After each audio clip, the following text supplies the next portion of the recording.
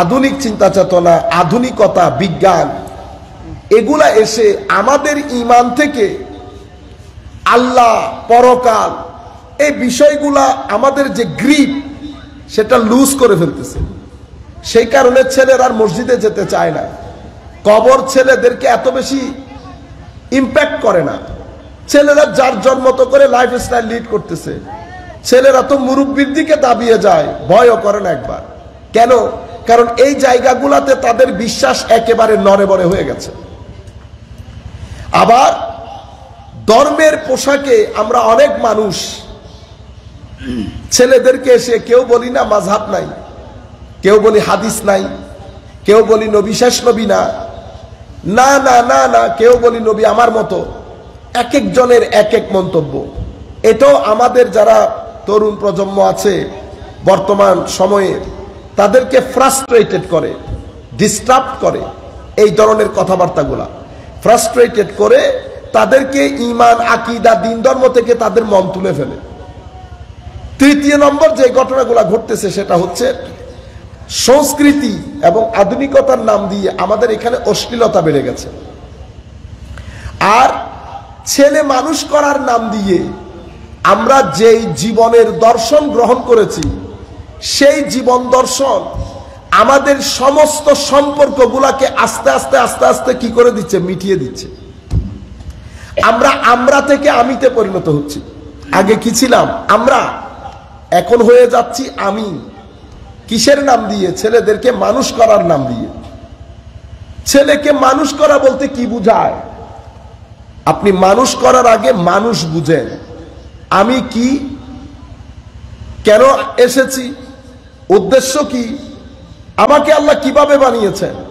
কারণ আপনি যদি মানুষ কাকে বলে এটা বুঝতে ভুল করেন তাইলে আপনি মানুষের সাথে ডিল করতে পারবেন না। যদি মানুষের সাথে ডিল করতে না পারেন তাইলে আপনি ইমব্যালেন্স হয়ে যাবেন। কি হয়ে যাবেন? ইমব্যালেন্স। যদি ইমব্যালেন্স হয়ে যান তো আপনার কিছু জিনিস বেড়ে যাবে, সমাজের মধ্যে কিছু জিনিস কমে যাবে। যেটা বেড়ে যাবে সেটা আপনি নিতে পারবেন না, যেটা কমে যাবে সেটা আপনি হজম করতে পারবেন না। কিরকম? দেখেন, আল্লাহ রাব্বুল আলামিন আমাকে শুধু শরীর দিয়ে বানাই নাই। আমি শুধু শরীর না, আমার ভিতরে মনও দান করছে। কি দান করছে? মন। কেন যেন আমরা এই জিনিসটাকে পুরা পৃথিবীর মধ্যে এটাকে ইগনোর করি, অ্যাভয়েড করি। বর্তমান সময়ে আমরা শুধু শরীর কেন্দ্রিক। আমরা যখন 15 বছরের ছিলাম, 12-15 বছরের, আমরা দেখতাম আমাদের মা বাবারা কিচেনের দরজা, রান্নাঘরের দরজা কখনো খুলে নাই যতক্ষণ কোরআনের তিলাওয়াত, নামাজ আমরা মসজিদ থেকে পড়ে আসি নাই। কেন? কারণ রুর খাদ্য দেওয়ার আগে ওনারা শরীরকে খাদ্য দেয় না। আগে কিসের খাদ্য দিছে? রুর খাদ্য। রুর খাদ্য দেওয়ার আগে শরীরের খাদ্য যদি দিয়ে দেন তো রু দুর্বল হবে। রু দুর্বল হলে টেনশন বেড়ে যাবে, অস্থিরতা বেড়ে যাবে, অশান্তি বেড়ে যাবে, ডিপ্রেশন বেড়ে যাবে, মানসিক স্বাস্থ্য ক্ষতির সম্মুখীন এবং হুমকির সম্মুখীন হবে। আমেরিকা পারতেছে আজকে? আমেরিকাতে হসপিটালের অভাব আছে, বিশ্ববিদ্যালয়ের অভাব আছে, বড় বড় অপারেশন করতেছে না। এত স্বাস্থ্য, এত কিছুর পরেও মানসিক স্বাস্থ্যের প্রতি যত্নবান না হওয়ার কারণে আমেরিকার মতো রাষ্ট্র হিমশিম খেতে হচ্ছে, ইংল্যান্ডের মতো রাষ্ট্র পাগল হয়ে যেতে হচ্ছে। আমি পারবো যদি আমাদের রাষ্ট্র সেরকম হয়? কেন?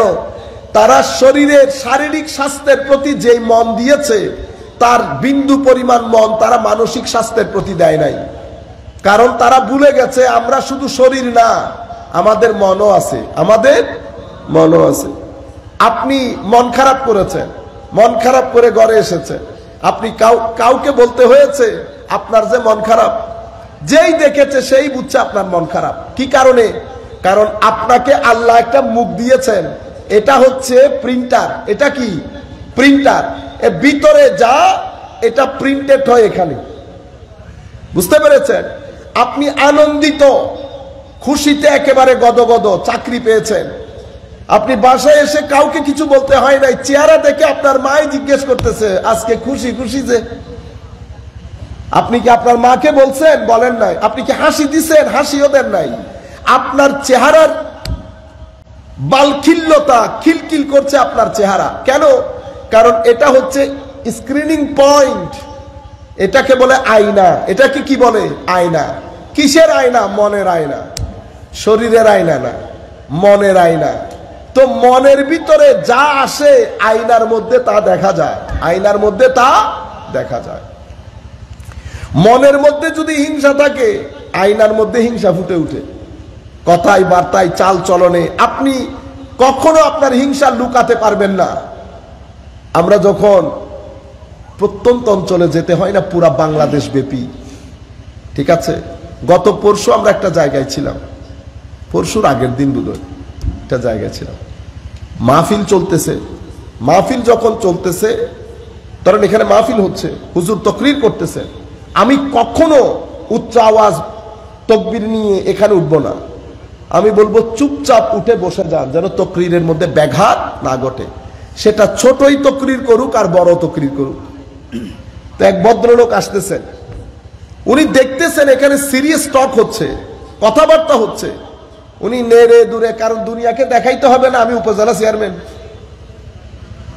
আসছে এখানে দাঁড়াইয়া হ্যান্ডশেক করতেছে, আমি উপজেলা চেয়ারম্যান। আমি তখন আমি বলতেছি আপনার আশার ডগে আমি বুঝছি আপনি উপজেলা চেয়ারম্যান, আপনি আপনার আশার ডগে বুঝছি। এখন ডগ তো সে বুঝে না, এটা সিটিংয়ে ভাষা, তবে সে বুঝছে যে আমি অসম্ভব মাইন্ড করছি এটা। ইভেন আপনি সিম্পল সামান্য টাকা, তাও একটা কিছুদিন আগে আমাদের একজন ওদের ছোট ভাই আশেপাশে বসতো না কোনোদিন, যে একটু টাকা পয়সা হচ্ছে, কতক্ষণ পরে আমি মাথায়ও নাই, সেই যে চেয়ারে বসে লম্বা টাইম পা এক জায়গায় সে এক জায়গায়, হঠাৎ করে আমি দেখলাম যে কিরে কি ঘটনা। পরে শুধু ওর কানে কানে বলছি, ব্যাংকে কি টাকা বেশি হয়ে গেছে? আপনারা বুঝতে পারতেছেন অহংকার ভিতরে যখন এগুলা বাসা বাঁধে, তো এটা আপনার এটা দিয়ে ফুটে উঠবে, এটা দিয়ে ফুটে উঠবে। এটাকে বলে আয়না। তো আপনার ভিতরে সুখ থাকলেও আয়নাতে ফুটে উঠে, দুঃখ থাকলেও আয়নাতে ফুটে উঠে। এখানে মারাও শুনতেছেন নিশ্চয়ই, আল্লাহর ওয়াস্তে সন্তানের মানসিক স্বাস্থ্যের যত্ন নেন। মানসিক স্বাস্থ্যের যত্ন না নিয়ে আমেরিকা যে দুর্ঘটনায় পড়ে গেছে, ওই দুর্ঘটনায় যেন বাংলাদেশ না পড়ে। কারণ বাংলাদেশ অত টাকা খরচ করতে পারবে না, আমেরিকার টাকা আছে, সেই কারণে তারা তাদের ছেলেদের ডিপ্রেশন, হতাশা ঠেকাতে বছরে মিলিয়ন ডলার খরচ করে। তাদের টাকা আছে, তারা খরচ করুক। তাদের ছেলেরা শু করে 18 জন মেরে ফেলে, এমনি করে এসে কি মানসিক সমস্যা। দুইটারে ধুলাই দিলে তৃতীয় দিন আর কেউ আসবে না, মানসিক সমস্যা। আমি একজনকে বলতেছি, এটা মানসিক সমস্যা বন্ধ হওয়ার না, নর্মাল আমাদের দেশীয় পুলিশ। আল্লাহ, আপনাদের এই কথাগুলো বড় খারাপ লাগে। 18 জন ওইসা মাইরা ফেলছে, 14 বছরের পোলা, মানসিক সমস্যা। আল্লাহ কিচ্ছু করতে হবে না, আমাদের থানা থেকে সিম্পল একজন হাবিলদার এনে ছাইরা দেন, 1 ঘন্টার ধুলাই করলে বাকি 1 বছর আর কেউ এই কাজ করবে না। আপনারা বুঝতে পেরেছেন? বিচার করার কেউ নাই, যার সন্তান গেছে সে বুঝে কি গেছে। এটা কি একদিনের ঘটনা? এটা প্রত্যেক সপ্তাহ, প্রত্যেক মাসের ঘটনা। আর তারা আমাদেরকে এখানে এসে গণতন্ত্র শিখায়। বুঝতে পেরেছেন? এখানে গায়রতালা লোকও চলে গেছে, ইংরেজি জানা লোকও চলে গেছে। এখন আমাদের এখানে তো সাদা স্কিন দেখলে আর দুনিয়াতে থাকে না। সাদা স্কিন দেখলে সবাই স্যার। আমাদের এখানে একজন বড় লোক গেছে ওখানে ইংল্যান্ডে, তো ঘুরাইতেছি তো স্যার আল্লাহ ভাই কি শুরু করে দিচ্ছে, গ্যারেজ মিস্ত্রি। এখানে গ্যারেজ আছে, তো গ্যারেজে যারা কাজ করে তারা এই দেশের লোক। আপনি সবাইকে স্যার ডাকতেছেন কেন? এখানে সিস্টেম হচ্ছে নাম ধরে ডাকা, আপনি স্যার ডাকিয়েন না। এখানে যেমন ধরেন আমাদের ওই এখনকার প্রেসিডেন্ট, ঠিক আছে, তো প্রেসিডেন্টকে আপনি মিস্টার প্রেসিডেন্ট বলতে পারেন, মিস্টার প্রাইম মিনিস্টার বলতে পারেন, কিন্তু স্যার না। আমি স্যার বলবো কেন? আপনি আমার পড়াইছেন না। কিন্তু আমাদের হচ্ছে ভীতির মধ্যে পড়ে যায়। আমাদের ভীতি 2 কারণে। একটা হচ্ছে আমরা অসৎ, অসৎ, হাত কোন জায়গায় কত জায়গায় দিয়ে পকেটে ঢুকাইছি এটা তো জানে, এই জন্য ইজ্জত বাচ্চা চলে আসি। কিন্তু আমাদের মধ্যে যদি সৎ লোক থাকতো, জানার লোক থাকতো, তাইলে বলে না চিটেঙ্গে ভাষায় বাবা ছোটাই ফেলতু, বাবা ছোটাই ফেলতু। কিন্তু এখানে তারা এসে আমাদেরকে শিখাই চলে যায়। অথচ ওদের দেশের ড্রাগ ডিলিং আমাদের দেশের চেয়ে বেশি, বরং তাদের ড্রাগ ডিলিং এর তুলনায় আমাদের দেশেরটা কিছুই না। তাদের রেপ অনেক বেশি, ক্রাইম বেশি, ডিভোর্স বেশি, মেন্টাল ইলনেস, মানসিক স্বাস্থ্য আমাদের চেয়ে অনেক খারাপ। তাদের স্বাস্থ্য ব্যবস্থা আমাদের চেয়ে ভালো, কোনো সন্দেহ নাই। আবার আমাদের মানসিক স্বাস্থ্য তাদের চেয়ে অনেক ভালো, এটাতেও কোনো সন্দেহ নাই। আমরা এমনিতে মানুষ, আমাদের যেটা খারাপ সেটা খারাপ, আমি তো মানতেছি আমরা মানুষ খারাপ, আমরা মিথ্যা বলি, আমরা বাচ্চার দুধের মধ্যে মিশাই, আমরা মানুষকে 3 নাম্বার 10 নাম্বার জিনিস খাওয়াই, আমরা লাগাতার মিথ্যা বলতে পারি, লাগাতার প্রতারণা করতে পারি, লাগাতার জুলুম করতে পারি। এটা আমাদের ক্যারেক্টার হয়ে গেছে, কিছু করার নাই, সেই কারণে আমরা ভুগতেছি। কিন্তু আমি আপনাদেরকে বলতেছি, মানসিক স্বাস্থ্য যত্ন না নেওয়ার কারণে আমেরিকা যে দুঃসহ পরিস্থিতিতে, ইংল্যান্ড যে দুঃসহ পরিস্থিতিতে, ইউরোপিয়ান কান্ট্রি যে দুঃসহ পরিস্থিতিতে পড়েছে, সেটাকে আমরা পড়তে চাই? আমরা পড়তে চাই না ওইটাতে। কিন্তু আমরা আস্তে আস্তে ওইদিকে হাঁটতেছি। যদি আমরা ওইদিকে না হাঁটতাম, গত 6 মাসে বাংলাদেশে ডিভোর্স রেট এভাবে বেড়ে যাওয়ার কোনো কারণ নাই। বাংলাদেশের ছেলে কেমনে সুইসাইড করে? সুইসাইড করার কথা না। আপনি আমাদের দেশের হত্যাগুলা যদি এখন দেখেন, ছেলে বাবাকে এত টুকরা করার কথা ছিল, কেন করছে? কারণ আপনার মানসিক স্বাস্থ্য আস্তে আস্তে, আপনি ইমাম মেনে নিয়েছেন না, ইমাম বার্গার ছাড়া খাইতেছেন না, চিকেন ফ্রাই বাদে খাইতেছেন না, তাদের মতো করে চলতেছেন, কানের ভিতরে কি একটা ঢুকে এমনে এমনে করেন তাদের মতো করে। তো তাদের মতো যদি করেন, ওই তাদের মতো এটা ভোগ করতে হবে। বুঝতে পেরেছেন? আমরা ওই জায়গায় যেতে চাই না। 13 বছরের মেয়ে বাবাকে না জানিয়ে ঘরের বাইরে যাবে, এটা আপনি মেনে নিতে পারবেন? তো আপনি ওই রাস্তায় কেন হাঁটবো? আমি ওই রাস্তায় হাঁটতে চাই না। এখন ওই রাস্তায় হাঁটতে যদি না চাই, তো আমাকে কি করতে হবে? আমাকে আমার ধর্মের দিকে ফেরত আসতে হবে, আমার দ্বীনের দিকে ফেরত আসতে হবে। কেন? কারণ ধর্ম বাদে, রসুল বাদে, আল্লাহ বাদে, কোরআনের তিলাওয়াত বাদে, আল্লাহর জিকির বাদে, নামাজ বাদে, রোজা বাদে, মানুষকে টাকা পয়সা দ্বন্দ্ব দিয়ে সহযোগিতা বাদে, ভদ্রতা বাদ দিয়ে, নম্রতা বাদ দিয়ে, সহনশীলতা বাদ দিয়ে আপনি আপনার মনকে ঠিক রাখতে পারবেন না। মনকে ঠিক রাখতে পারবেন না। আপনি একেবারে টাকা আছে, পয়সা আছে, একটু পাওয়ারও আছে, ধরেন মানুষ একটা থাপ্পড় মারছেন, থাপ্পড় মেরে কি কাজ করছেন? বাসায় চলে গেছেন হুমকি দুমকি দিয়ে। আপনি মনে করছেন আপনি বহুত একেবারে ফাইন কাজ করে ফেলছেন, ঠিক না? আপনি কিচ্ছু করেন নাই। আপনি আপনার মানসিক স্বাস্থ্যের মাথার উপরে ইট দিয়ে বাড়ি মারছেন, ইট দিয়ে বাড়ি মারছেন। আপনি মানসিক স্বাস্থ্য ঠিক রাখতে পারতেন যদি ধৈর্য ধারণ করতেন। সে কারণে আমার আল্লাহ বলতে বলতে আপনাদেরকে শুধু ধৈর্য ধর, ধৈর্য ধর, ধৈর্য ধর এত উদ্বুদ্ধ করেছে কোরআন এবং হাদিসের মধ্যে। শেষ পর্যন্ত আমার আল্লাহ বলতেছে, ওরে বেটারে, ধৈর্য ধরলে আমি তোর সাথে থাকবো, ধৈর্য ধরলে আমি তোর সাথে থাকবো। কেন বলছেন আল্লাহ? কারণ ধৈর্যের মাধ্যমে মানসিক স্বাস্থ্য অসম্ভব ভালো থাকে এবং আমার আল্লাহ খুশি হন, রসুলও খুশি হন, কবরের জগৎ আলোকিত হয়। কিসের মাধ্যমে? ধৈর্যের মাধ্যমে। কিন্তু আপনি যদি রিঅ্যাক্ট করে ফেলেন, তো রিঅ্যাক্ট করলে কি হবে? আপনি যেই এনার্জি, নেগেটিভ এনার্জি যেটা ভিতরে ঢুকাইছেন, এটা আপনি যদি এটা নিয়ে অফিসে যান, আপনি অফিসের মধ্যে কতক্ষণ চা আনে যে তার লগে করবেন, কতক্ষণ বসের লগে করবেন, আর যদি বাসায় আসেন তাহলে তো খবর আছে ছেলে মেয়ে। এই যে আপনি রাগটা কন্ট্রোল করতে পারতেছেন না, কেন? কারণ আপনি ওখানে রিঅ্যাকশন করে ফেলছেন। রিঅ্যাকশনের আসরটা, প্রভাবটা পুরা দিন বয়ে বেড়াইতেছে। হায় হায়, ধর্ম এই কারণে বলছে, ইয়া আইয়ুহাল্লাযীনা আমানুসবিরু ওয়া সাবিরু, ধৈর্য ধারণ করতে বলেছে। ধৈর্য ধারণের মধ্যে পুরুষের পৌরুষত্ব ফুটে উঠে ধৈর্য ধারণের মাধ্যমে। কিন্তু আমাদের এখানে এসে গ্রামার উল্টে গেছে। আমাদের এখানে হচ্ছে কয় যতক্ষণ হয় দেখতেন ওরে, ততক্ষণ পর্যন্ত আর অন্তরের মধ্যে শান্তি নেই। আপনার অন্তরে না, শয়তানের অন্তরে শান্তি নাই, আপনারা শয়তানে কনভিন্স করে ফেলছে। বুঝতে পেরেছেন?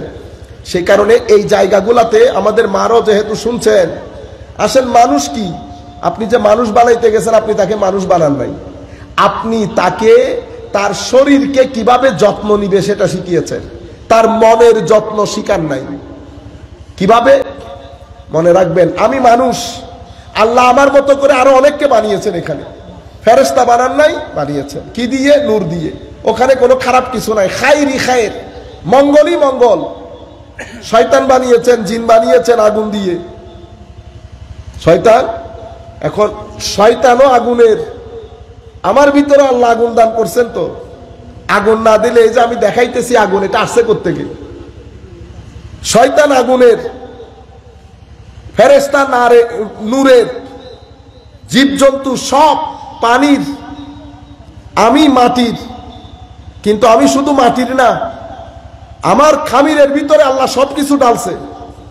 আমার খামির যখন তৈরি করতেছেন, সেখানে পানি লাগছে, মাটি লাগছে, হাওয়া লাগছে, আগুন লাগছে, অতঃপর সেখানে আল্লাহ রাব্বুল আলামিন নূর দান করেছেন।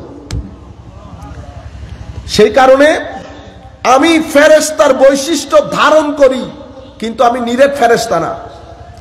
আমি শয়তানের বৈশিষ্ট্য ধারণ করি, আমি নিরেট শয়তানও না। হাইওয়ানের বৈশিষ্ট্য ধারণ করি, নিরেট হাইওয়ানও না। আমি কে? আমি ইনসান। সব কিছুর কম্বিনেশন আমার ভিতরে আছে। এখন আল্লাহ, আমি এখন কি করব? আমার আল্লাহ কি করলেন? হেদায়েতের জন্য কোরআন দিয়েছেন, কোরআনের জন্য তরবিয়ত দিয়েছেন, প্র্যাকটিক্যাল নমুনা। কোরআন তো আমার জন্য, কোরআন একজন পড়ছে তো আমি শুনছি, কিন্তু আমি প্র্যাকটিক্যাল নমুনা দেখতে চাই। যেমন কোরআন বলছে, ওয়ালানাবলুওয়ান্নাকুম বিশাইইম মিনাল খাউফি ওয়াল জুই ওয়া নাকসিম মিনাল আমওয়ালি ওয়াল আনফুসি ওয়াস সামারাত ওয়া বাশশিরিস সাবিরিন। আমি অবশ্যই তোমাদেরকে পরীক্ষা করব, ভীতি দিয়ে, সংশয় দিয়ে, গরিবি দিয়ে, তোমাদের গরিব, তোমাদের কাছের মানুষজনকে মৃত্যু দিয়ে, এই আন্দাজে আন্দাজে আন্দাজে আমি তোমাদেরকে পরীক্ষা করব। সুসংবাদ শুধু ধৈর্যশীলরা পাবে। এটা তো কোরআনের আয়াত, আমি শুনলাম, তো আমার একটু দেখতে ইচ্ছে করে না? আমার দেখতে ইচ্ছে না করলে আমার চোখ তো দেখতে চাচ্ছে, কারণ চোখের কাজ তো দেখা। চোখ বলতেছে, আল্লাহ যদি দেখতে পারতাম আপনি আপনার কোন বান্দাকে এভাবে পরীক্ষা করছেন এবং ধৈর্যশীল হিসেবে তাকে কি সুসংবাদ দিচ্ছেন, আমি যদি একটু দেখতাম। তো আমার কোরআনের প্র্যাকটিক্যাল নমুনা বানানো হয়েছে নবী করিম সাল্লাল্লাহু আলাইহি ওয়াসাল্লামকে।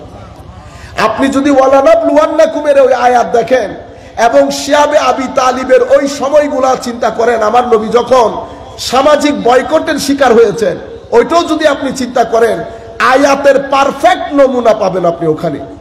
ওয়াবাশশিরিস সাবিরিন সবে মেরাজের মাধ্যমে আপনি পাবেন। ওয়াবাশশিরিস সাবিরিন, ধৈর্য, আমার নবী ধৈর্য ধারণ করেছেন। কিরকম ধৈর্য? পাহাড়ের মতো বিপদ পড়েছে আমার নবীর উপর, আমার নবী টুটা করে নাই। আমাদের কাছেও বিপদ আসবে, বিপদ আসে, বিপদ এসেছে, বিপদ আসবে। মা বোনরাও শুনতেছেন, আমাদের তরুণ প্রজন্ম শুনতেছেন। মনে রাখবেন, এটা পৃথিবী, এটা গোলাপ ফুলের দেশ না। এখানে ম্যাক্সিমাম লোক আপনাকে খালি গুঁতা দিবে, কেউ শারীরিক গুঁতা দিবে, কেউ মানসিক গুঁতা দেবে। আপনার পকেটের টাকা খেয়ে ফেলতে চাইবে, আপনার জায়গা দখল করতে চাইবে, আপনার অধিকার ছিনিয়ে নিতে চাইবে। এটা দুনিয়া। আপনি কিভাবে ডিল করবেন আপনাকে সেটা জানতে হবে না। আপনি ডিল করবেন ধৈর্যের মাধ্যমে, আপনি ডিল করবেন প্রপার লিগ্যাল ওয়েতে, প্রতিবাদের মাধ্যমে, যেখানে যেটা দরকার হয়। মেইনলি ধৈর্য।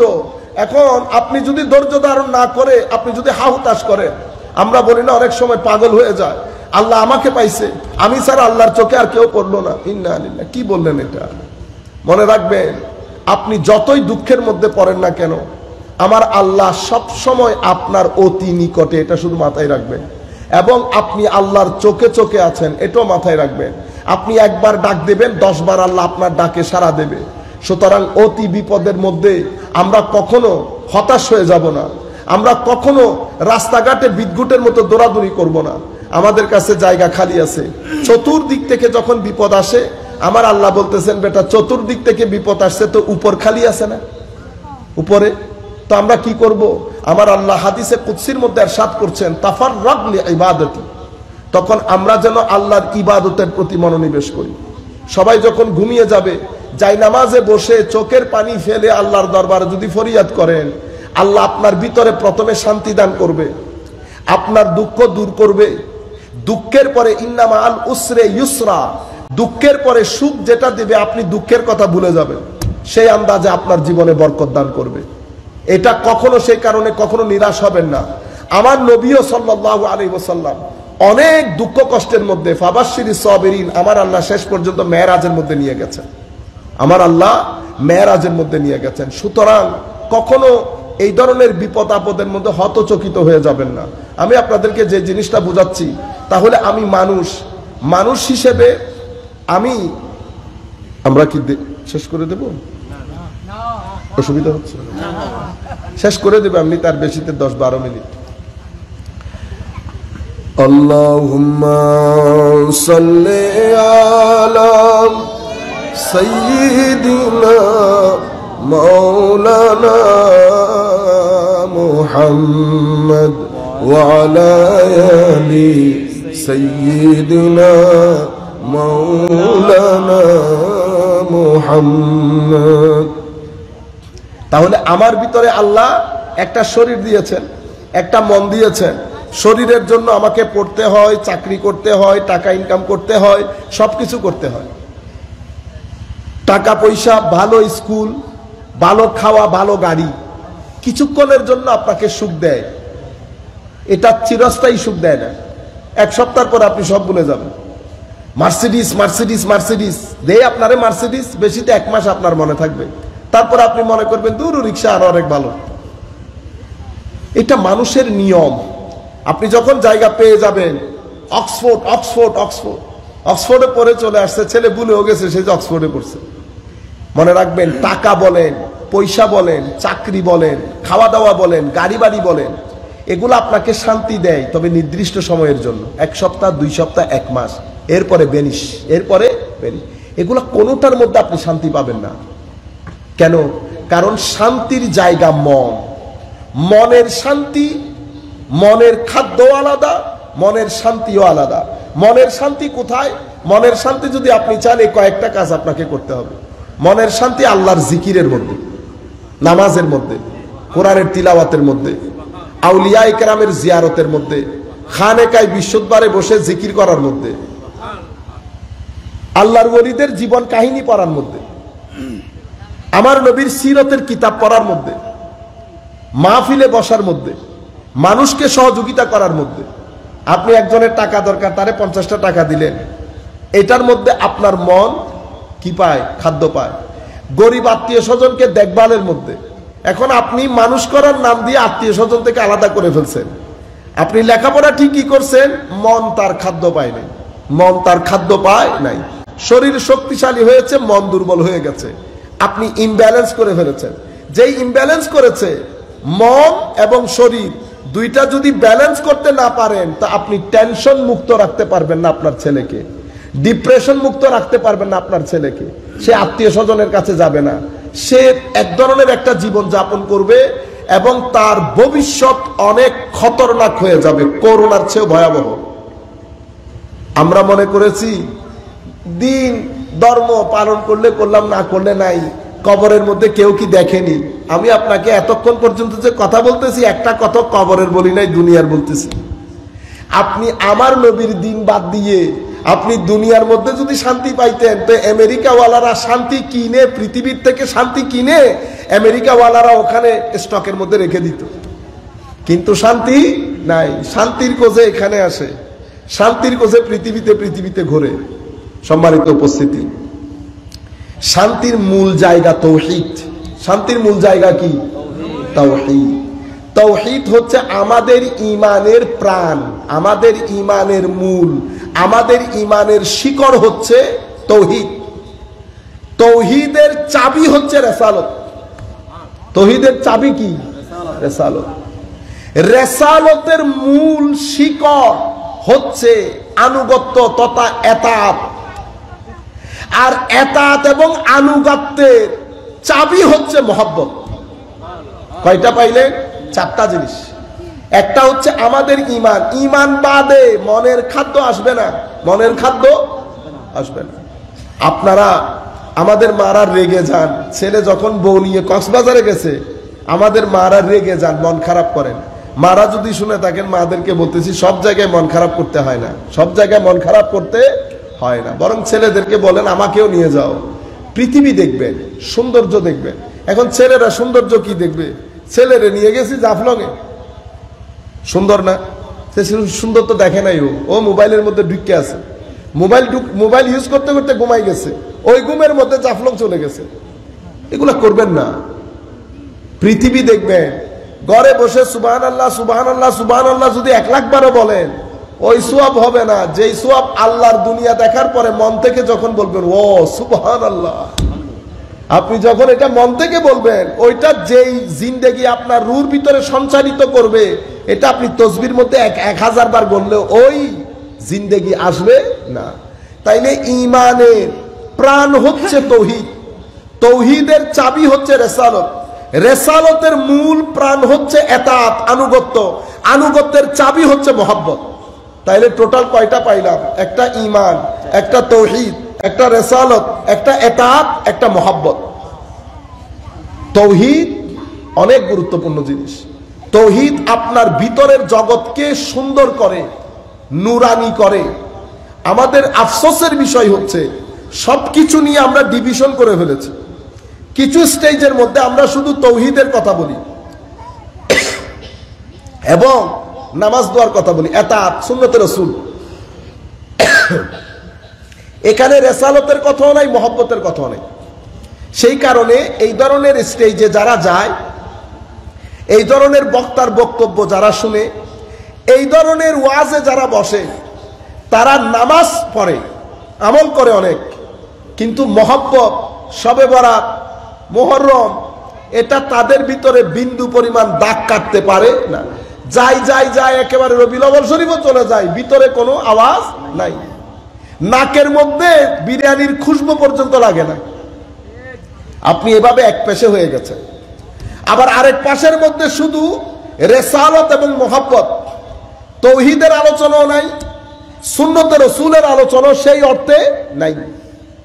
ইনাদের অডিয়েন্সের মধ্যে, মানে আমাদের অডিয়েন্সের মধ্যে নামাজের প্রতি সেই গুরুত্ব নাই, কারণ তারা ভিতর থেকে একটা আত্মতুষ্টিতে ভুগে যে নামাজ না পড়লে হুজুর বলছে তো মুহাব্বত হইল আসল, মুহাব্বত হইল আসল, নামাজ দোয়া পড়তে হয় না। সেই কারণে আমাদের এখানে নামাজ দোয়া কম। নামাজ দোয়া যিনি মাহফিল করতেছেন, উনি কিন্তু মাহফিলের দিন আসরের সময় টুপিটা পড়ছে, ওই দিন ফজরের নামাজ, জোহরের নামাজ আল্লাহ পাক জানে, ইল্লা মাশাআল্লাহ, সবাই তো আর এক ধরনের না। আমি বেশিরভাগ বলতেছি আপনাদেরকে, সব ডিভিশন হয়ে গেছে। না, ডিভিশন হবে কেন? একসাথে করি। তৌহিদের কথা যিনি বলবেন উনি রিসালাতের কথা বলবেন, যেভাবে আমরা এখন বলতেছি। সুন্নতে রাসূলের কথা যিনি বলবেন উনি মুহাব্বতে রাসূলের কথা বলবেন। তাহলে তো আর ঝগড়া থাকলো না। আপনারা বুঝতে পেরেছেন? আমাদের এখানে আবার সুন্নতে রাসূল আমাদের ইন্টারেস্ট অনুযায়ী মিঠা খাইতে হবে, এটা সুন্নতে রাসূল। ও ভাই, একদিন না খাইয়া থাকা এটাও সুন্নতে রাসূল। শুধু মিঠা খাওয়া সুন্নত না, হরদম সত্য কথা বলো, এটা আমার নবীর সুন্নত। মানুষের সম্মানে একেবারে এক পাশে রাস্তার নিচের দিকে তাকিয়ে হাঁটা, এটা আমার নবীর সুন্নত। পকেটে যা আছে মানুষকে দিয়ে দাও, এটা আমার নবীর সুন্নত। আপনি শুধু মিঠা খাওয়া সুন্নত পাইলেন, আরেকজন শুধু দাড়ির মধ্যে সুন্নত। কোন জায়গায়? দাড়ির ভিতরে সুন্নত, কিন্তু মানুষের সাথে সদ্ব্যবহার করাও যে সুন্নত সেটা সে জানে না। সেই কারণে গাল ভর্তি দাড়ি। কিন্তু কিছুদিন আগে একটা প্রোগ্রামের মধ্যে আপনারা দেখছেন হয়তো, মানুষই মানুষ। তো সেখানে আমাদের অনেক বড় অফিসার, উনি আমাকে দেখে একটা ছবি তুলতে চেয়েছেন আর কি। আমার কাকা পিছনে বসা, কাকার এক মুখ দাড়ি, কাকা 2 মিনিটে উঠে পারে নাই, তার উপর থেকে তুললে একটা আসার মারে। ইন্না লিল্লাহ। এটাকে অভদ্রতা বলে। কি বলে? অভদ্রতা। অহংকারের কারণে অভদ্রতা। আর আমার আল্লাহ অহংকারীকে ভালোবাসেন না। তাহলে আপনার এটার সাথে ওইটা যায় নাই, কারণ আপনি সুন্নত বুঝতে ভুল করেছেন। সুন্নত বুঝতে ভুল করেছেন। আমাদের এখানে সব আলাদা আলাদা, যার সাথে যেটা যায় সেটাকে সুন্নত বলে চালিয়ে দেয়। সুন্নত একটা কম্প্রিহেন্সিভ জিনিস। একটা মানুষকে প্রকাশ্যে অপ্রকাশ্যে, ভিতরে বাহিরে সুন্দর লাগার জন্য যত গুণ আছে সব আমার নবীর সুন্নত, সব আমার নবীর সুন্নত। তাহলে তৌহিদ অতীব গুরুত্বপূর্ণ জিনিস। তৌহিদের নূর আপনার ভিতরের জগৎকে আলোকিত করে, আপনার ভিতরে বেনিয়াজি দান করে, আপনার চরিত্রের মধ্যে অটুট অবিচলতা দান করে, আপনার ভিতরের জগৎ থেকে অন্ধকার এবং কালিমা গুনাহের দূর করে। তৌহিদের সাথে যদি আপনি রপ্ত করতে পারেন তো আপনার রপ্তের জন্য রেসালত লাগবে, আর আপনার যে পঞ্চ ইন্দ্রিয় সেই পঞ্চ ইন্দ্রিয়ের ভালো ব্যবহার লাগবে। আমি এটা গুরুত্বপূর্ণ পয়েন্ট, একটু চেষ্টা করবেন, আমরা শেষের দিকে আর 5 মিনিটের মধ্যে শেষ করে দেব।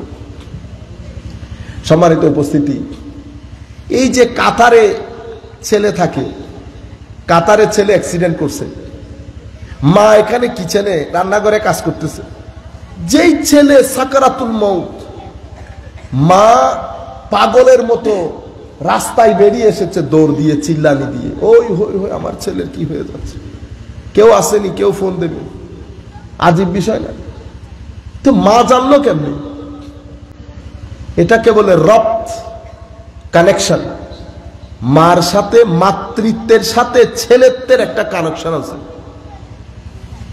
সেইভাবে আমার সাথে আমার আল্লাহরও একটা কানেকশন আছে, আমার সাথে আমার আল্লাহরও একটা রব আছে। মা যেমন সন্তানের দুঃখে দুঃখী হয়েছে, ঠিক সেভাবে আমার দুঃখেও আল্লাহ দুঃখী হন, আমার সুখেও আল্লাহ সুখী হন, যদি কানেকশন থাকে। কানেকশনটা কখন হয়?